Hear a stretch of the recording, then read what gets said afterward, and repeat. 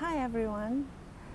Today I wanted to talk about something that I've been passionately researching for a while now, and that is that we give our power away very often in relationship, particularly because we think that our partners or other people are sources of what makes us feel good or empowers us in other ways. For example, we want words of love, or we want validation, or we want admiration, and that and so by outsourcing that, by outsourcing these feelings of worthiness to other people, we actually give so much of our power away, because we have no control over how other people perceive us.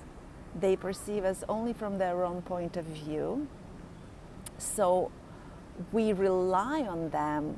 Our sense of well-being, our sense of worth depends on their capacity to provide it to us. And yet their capacity to provide it for us is completely out of our control. So I've spoken and I've written a lot about the fact that we outsource our state of being in love to other people, when I understood that being in love is actually a completely self-sourced a state. It's a state of being.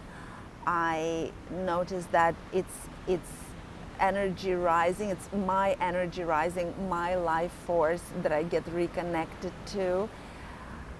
Yes, due to specific conditions, right? There is something that happens, whether a conversation or a particular environment or something that happens that creates that sense of well-being within me.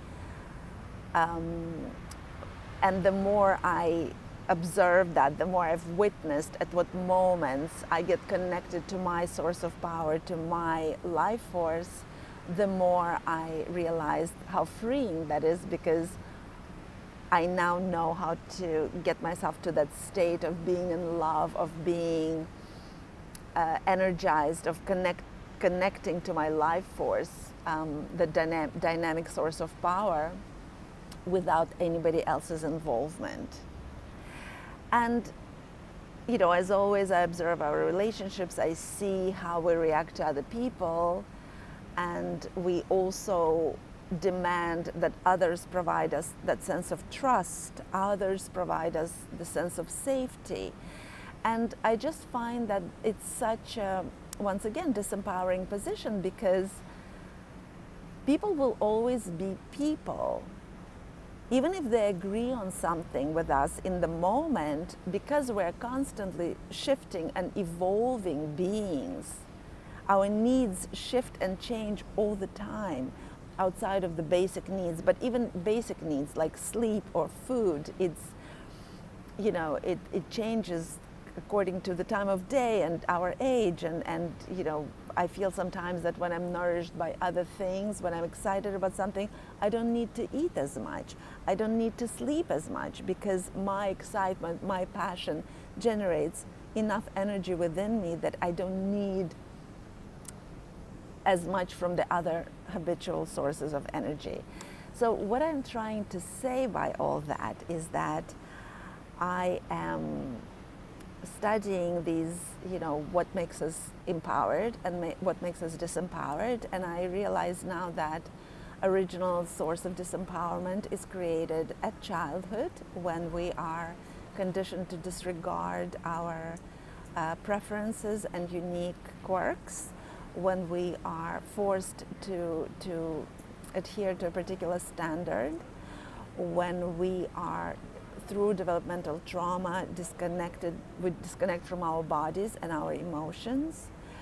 That state of disempowerment then haunts us for the rest of our lives, and especially when we enter into relationships with others, we start expecting that these other people will then provide us our lost sense of power. So we feel helpless. We think that they need to validate us. They need to tell us that we're lovable. They need to admire us so that we feel better about ourselves. That's how we form our self-concept. And I'm trying to completely undermine that dependence on other people over whom we have no control, and find our own sources of well-being and our own sources of empowerment.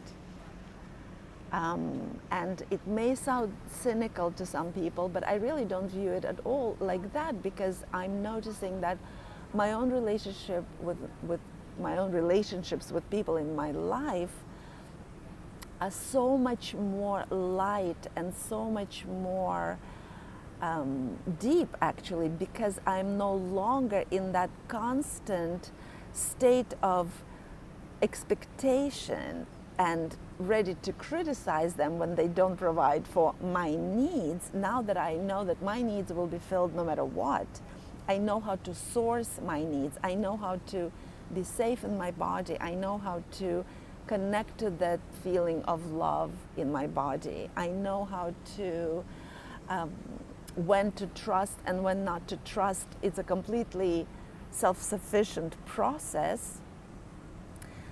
My relationships become something completely different. They're less about what you can do for me and more about what can I learn about you?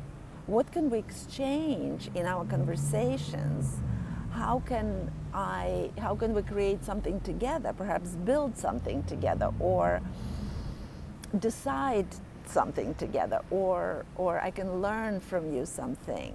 It's a completely different level of existence within a partnership, more of a collaboration, more of a compassionate understanding, and it just is so freeing. It's so freeing, and it colors the whole quality of my life, because I'm no longer in that place of woundedness and expectation, and rather, because I am fully self-sourced, I don't hold myself back. So I come into my relationships, well, present as fully as I've already integrated myself, and completely other discoveries are taking place, even with the same people, because I am now different.